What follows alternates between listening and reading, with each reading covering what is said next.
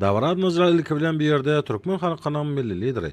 Türkmenistan'ın halk masatynyň başlygy Gahrman Arkadamyzyň başlangyjy we hormat prezidentimizin taýsir tagarlarlary esasynda ýurdumyzda durmuşa ýaşaýan beýik özgertmeleri we ösüşleri hemde bagtyar ýaşlaryň alymda, bilimde, sportda gazanan üstünliklerine başlanan göçme sergilerini aýlanyp gördüler. Bayramçylyk münasibetli ýaýwanylan bu sergi ýaş nesillerde watançylyk duýgusynyň kämilleşmegine ýardam berdi.